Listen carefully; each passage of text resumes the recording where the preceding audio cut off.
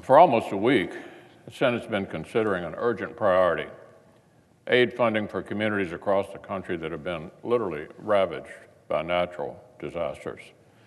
Like last week's powerful hurricane season, which carried torrential downpours and gale-force winds across the coasts of Florida and the Carolinas and left families sorting through literally billions of dollars of damage. The fierce wildfires that consume millions of acres in California and across the West, damaging or destroying tens of thousands of homes and businesses in their path. The tornadoes that tore through communities in East Alabama and West Georgia. And the heavy rains and flooding that have impacted part of Kentucky.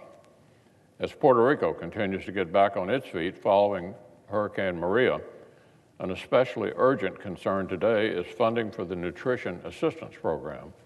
Hundreds of thousands of residents have already felt the impacts of dwindling food aid on the island. Preventing further serious reductions will take prompt federal action. And even as we speak, communities across the Midwest are still underwater, trying to combat the severe floods that have washed away homes and livelihoods.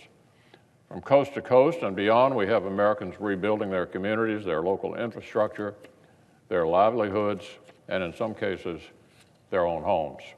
Here in Congress, it's time to finish the good work that our colleagues from Georgia have started.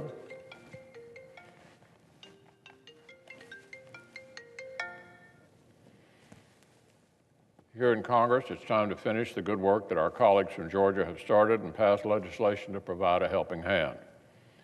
I was encouraged last week when 90 senators took the first step and allowed the full Senate to turn to disaster funding here on the floor. But it's been unsettling to hear behind the scenes that our Democratic colleagues may now be toying with the idea of opposing Chairman Shelby's comprehensive substitute amendment. This is no time for our colleagues across the aisle to prioritize a political fight with the president ahead of the urgent needs of communities across our country. Chairman Shelby has carefully assembled a comprehensive proposal that our Democratic friends ought to jump at the chance to support. It ensures that no affected region would be left behind. That includes $600 million to immediately shore up disaster nutrition assistance for the vulnerable people in Puerto Rico.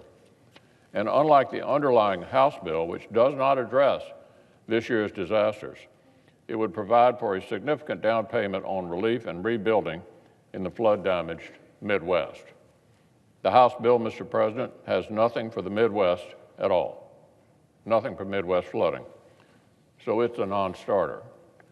For that reason, and also because the White House has indicated the President would not support that legislation because of policy decisions made by House Democrats. So, Chairman Shelby's amendment is the only game in town. It's our only sure path to making a law with anywhere near the urgency these Americans deserve.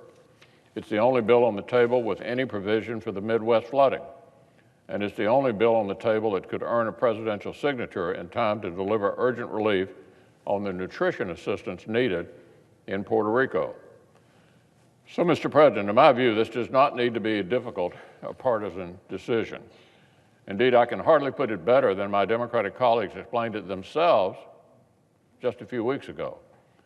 As recently as the end of February, 11 of our Democratic colleagues wrote to all 4 congressional leaders to insist that this subject could not wait. They said providing desperately needed relief to impacted communities should be a bipartisan, bicameral priority, and continued inaction is unacceptable. They said Congress had to fund disaster recovery and rebuilding, quote, immediately, end quote. Well, this afternoon, our colleagues will have the opportunity to make good on their words and vote to advance Chairman Shelby's legislation. It's our way to help all the affected communities, including the Midwest, which the House bill would simply leave behind. It's our path to securing hundreds of millions in nutrition aid for Puerto Rico and doing so promptly. It's our shot at exactly the kind of bipartisan action that a number of our Democratic colleagues have actually been clamoring for. So let's vote to advance it later today.